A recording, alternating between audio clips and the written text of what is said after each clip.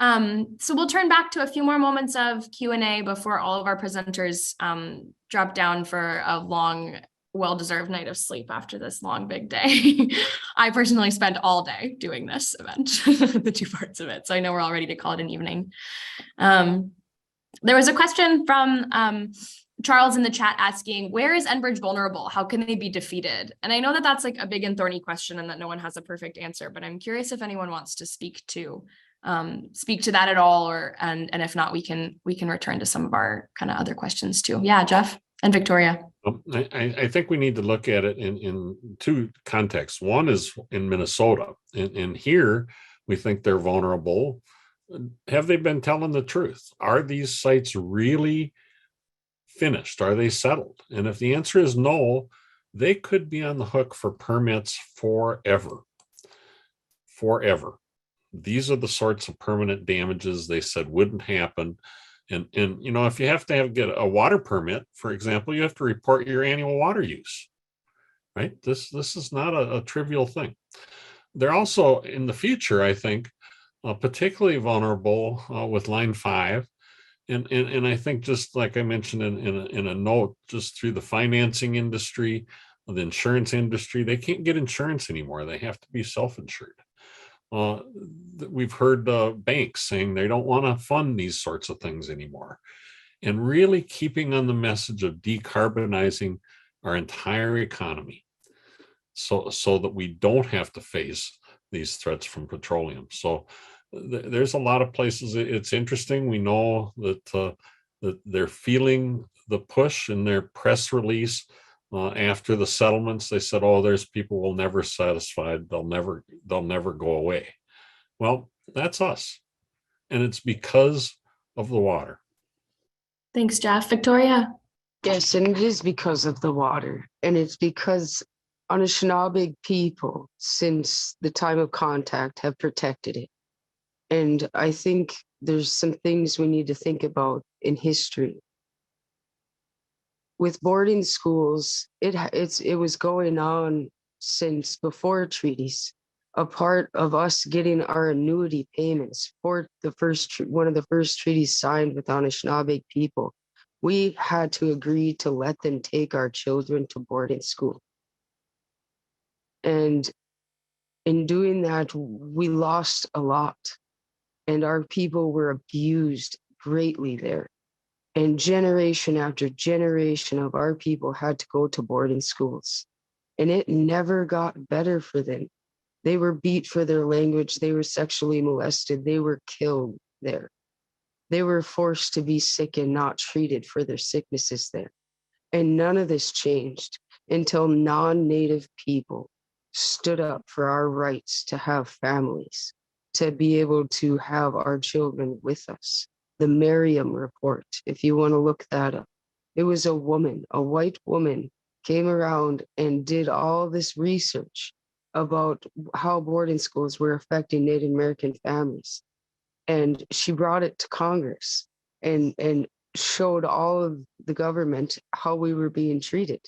And until then, boarding schools didn't start to change. They didn't change hardly at all. And so it takes all of the citizens of the United States to start looking at how their government that they vote for is choosing to treat people. And we need to remember treaties are the supreme law of the land, Article 6 of the United States Constitution. No law can supersede a treaty. No action can supersede a treaty. Our treaties protect you too. They protect your children and your grandchildren and the 7 generations coming for your family. We did this to protect all of us. And so when you're writing your comments, make sure that you mention treaty rights. Make sure that you mention the United Nations Declaration on the Rights of Indigenous Peoples that also back up treaty rights, also back up us getting our rights to consultation back, our rights to our own tribal governments and consensus. If we were allowed to decide Enbridge coming through our reservation based on our traditional formats, our consensus, they would have never been allowed to come through Fond du Lac. Fond du Lac people did not say yes to Enbridge. 5 people on Fond du Lac said yes to Enbridge. And that is the Fond du Lac RBC, which is put in place by a United States policy called the Indian Reorganization Act. And they created our governments and they say how they operate today. So we don't have our ways of life all the way back yet, but we are reclaiming them. But we are at a disadvantage. And so the more that non-Native people can advocate for our treaty rights and our rights to reclaim who we are and not keep fighting things like Enbridge, we will see a better future for all of us. Miigwech. So I guess what I'm saying there is their greatest weakness is our rights. And if everyone stands for them, then we can get somewhere. Thank you so much, Victoria. Ron, do you want to elaborate on what you just mentioned in the chat at all? Yeah, I've been meeting with the U.S. Army Corps since last year. I met with the head of civil projects. I've met with regional commanders for Michigan, Wisconsin, and Minnesota.